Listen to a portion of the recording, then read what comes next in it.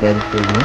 Ang ganda, parang Parang, natural. wow, thank you so much po sa sa honest na review po. Pero actually, sobrang ganda niya talaga. Opo. Ako talaga, personally, kasi ang ginawa natin dito with your case, no, is, kung titingnan nyo, ayan, gumless siya. So, inano lang sa mismong cervical ng ngipin. Ayan. Kung makikita niyo sa cervical ng ngipin, para mas niya, tingnan niya. At the same time, this patient is immediate denture. Siyempre, harapan, kasi nagkaroon na po ng nana yung kanyang mga ngipin dito na 4. So, dapat root canal treatment ang gusto ko talagang ipagawa or talaga ipagawa niya sa akin. Pero, syempre, kailangan din natin i-consider yung budget ng patient since 4 nga, may kamahalan.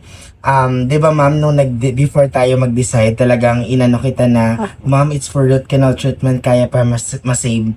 Pero anong naging decision niyo, ma'am? Denture. Denture. Kasi, Mura. ayan. Pero at least ngayon, nagsisi ka ba na nagpa-denture ka? Hindi. Ayan. Ang pinaka-importante dito, pasok sa budget, tapos nagandahan pa yung patient natin at talagang happy talaga siya for today. At pakita ko sa inyo, may sugat pa to kasi immediate denture nito. Kakabunot lang namin itong kanyang ngipin. Pakita ko sa inyo kung ano talaga yung ngipin niya kasi mukhang natural talaga siya. Tingnan nyo ha. Okay. Tanggalin natin yung denture. Charara! Diba? Denture siya. Denture talaga, diba? Happy din si ma'am. Denture talaga siya. 4 units na denture. 4 yung binunot natin. At kung titingnan nyo ang kanyang gums, ayan, fresh na fresh pa yung sugat kasi nung nakaraan lang po natin to binunot. Ayan, oh. Pero direct ito, naluto naman siya after 2 days, yung kanyang stay plate. This is stay plate, pinakamurang pustiso. Pero tingnan nyo naman, tinahi natin para mas madaling humilom.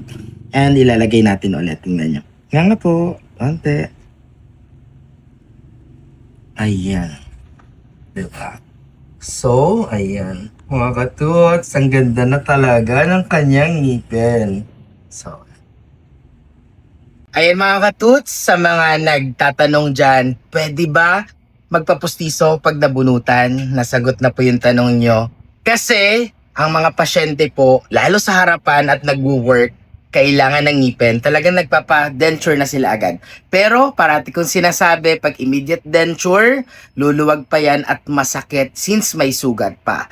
Pero, since na-inform well naman yung patient, nasa kanya na yon kung isusuot niya parate or isusuot niya lang every time mag-work siya. Pero in-advise naman natin siya na pag matutulog, pahingahin para yung gums mas madaling humilom. So pag lumuwag naman ang pustiso na ginawa natin, pwede pong ulit yung gamitin tapos i-rebase lang. Susukatan siya ng panibago after a month or 2 months, then lulutuin ulit para sumikip at mawala yung luwag at the same time yung space doon sa area ng binunutan at doon sa postiso. Ang pinaka-importante dito, napasaya natin ang pasyente, talagang tuwan-tuwa siya sa kanyang denture at sobrang naturally looking. So comment down below kung nagustuhan nyo yung postiso niya kasi andyan naman talagang yan, legit yan. At the same time yung patient natin, from social media lang nakita tayo.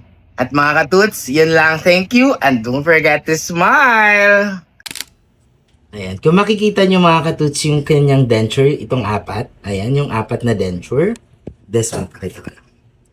Itong 4 na ngipin. This is denture, no? So kung titingnan nyo po, sinunod lang natin yung ngipin ni ma'am na binunot natin, yung haba ng ngipin, kaya mas nag-natural looking yan. At the same time, yung color po ng postiso natin is minatch lang natin sa kanyang mga ngipin na original.